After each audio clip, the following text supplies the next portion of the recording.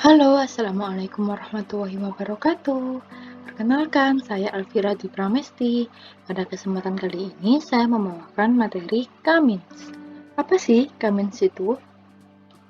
Kamins adalah suatu metode penganalisaan data atau metode data mining yang melakukan proses pemodelan tanpa supervisi atau unsupervised dan merupakan salah satu metode yang melakukan pengelompokan data dengan sistem partisi.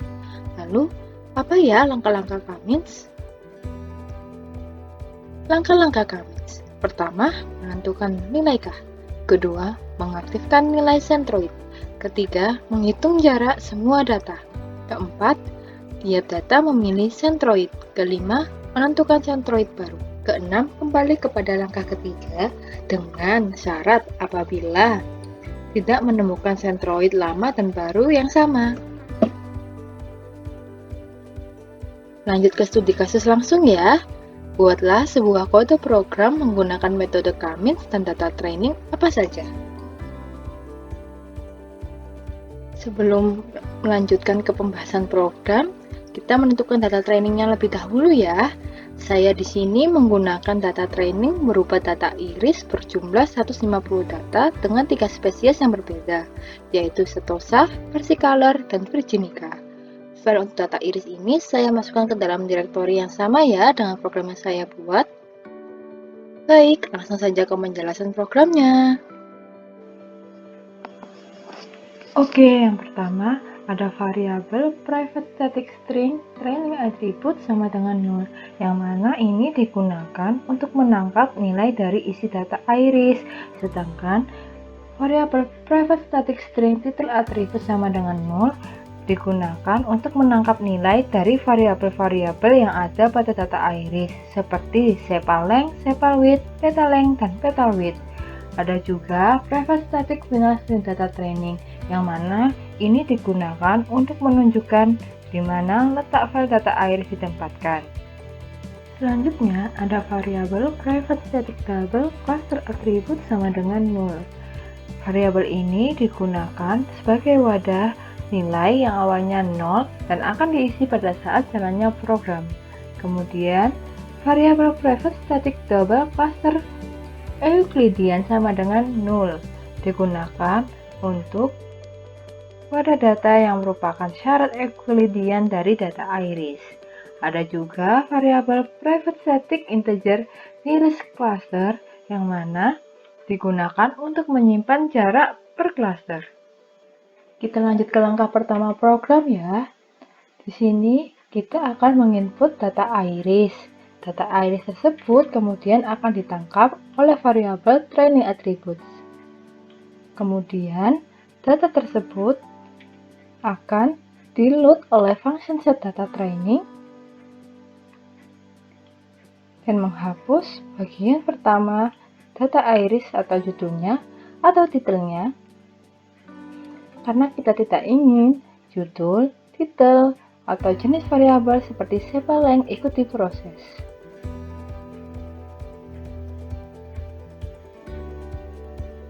Kemudian di sini juga bisa dilihat bahwa saya mengatur separator data adalah tanda koma,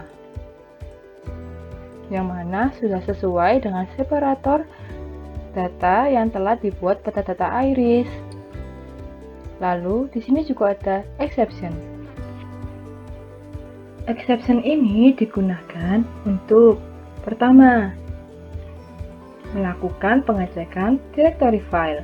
Kedua, melakukan pengecekan pembacaan file. Dan ketiga, yang terakhir adalah mengkategorikan baris dari data iris, yang mana baris pertama adalah judul atau titel, dan baris kedua dan selanjutnya adalah atribut.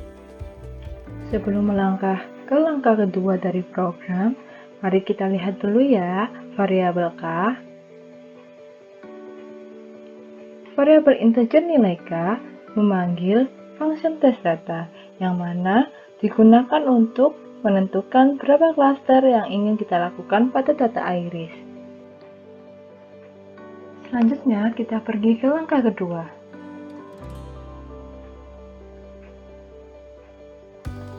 Langkah kedua ada pada function test data.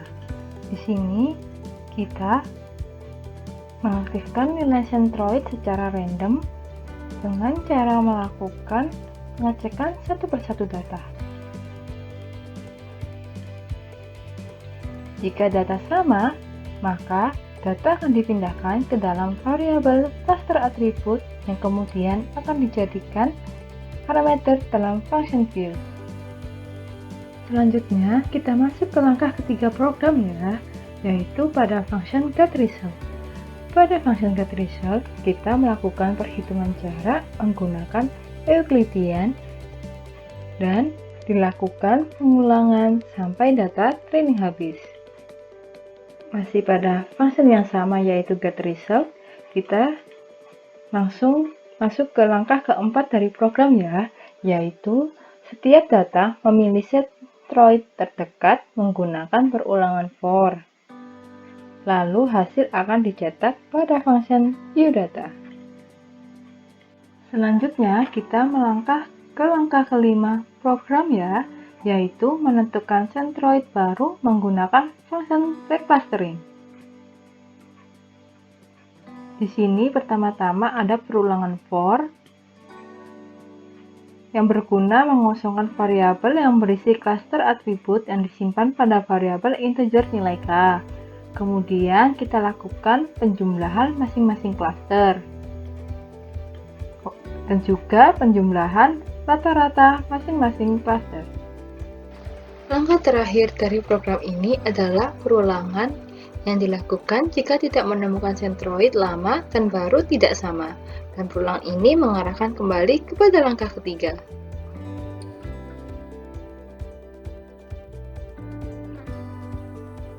Kemudian kita langsung saja mencoba merunning program ya.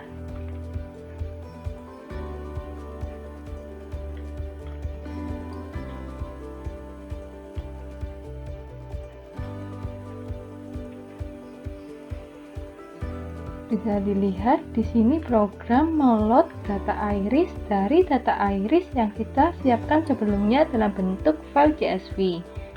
Kemudian kita menentukan nilai clusteringnya atau nilai K-nya. Semisal saya masukkan 3, maka program akan melakukan perulangan hingga cluster sama dengan cluster sebelumnya, sejumlah dengan cluster yang kita masukkan tadi. Sepertinya hanya itu saja ya yang bisa saya sampaikan pada materi kali ini. Mohon maaf bila ada salah kata dan perbuatan. Terima kasih sudah menonton. Wassalamualaikum warahmatullahi wabarakatuh.